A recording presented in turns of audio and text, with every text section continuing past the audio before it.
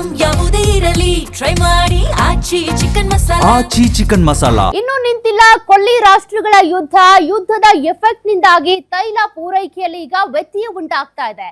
ದೇಶದಲ್ಲೂ ಮತ್ತೆ ಕಾಡುತ್ತಾ ಹಾಗಾದ್ರೆ ತೈಲ ಕೊರತೆಯ ಭೀತಿ.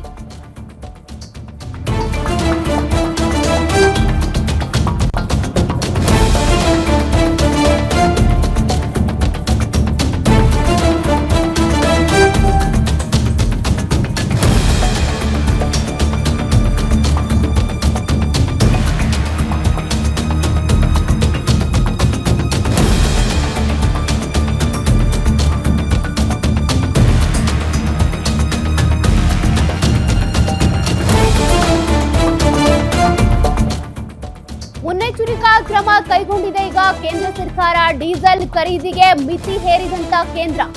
ವಾಹನಗಳಿಗೆ ನಿತ್ಯ ಗರಿಷ್ಠ 200 ಲೀಟರ್ ಡೀಸೆಲ್ ಖರೀದಿಗೆ ಮಾತ್ರ ಅವಕಾಶ.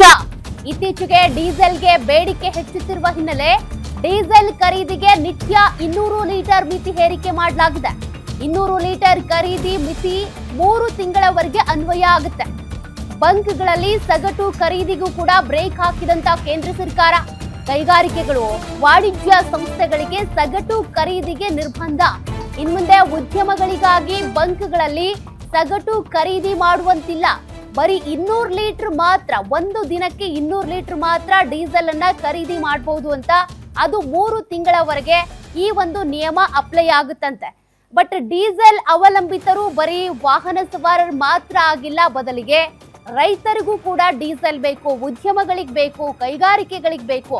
ಹಾಗಾದ್ರೆ ಇದೆಲ್ಲವನ್ನು ನಿಭಾಯಿಸೋದಕ್ಕಾಗುತ್ತಾ? ಅದೇ ಕ್ವಶನ್ ಮಾರ್ಕ್.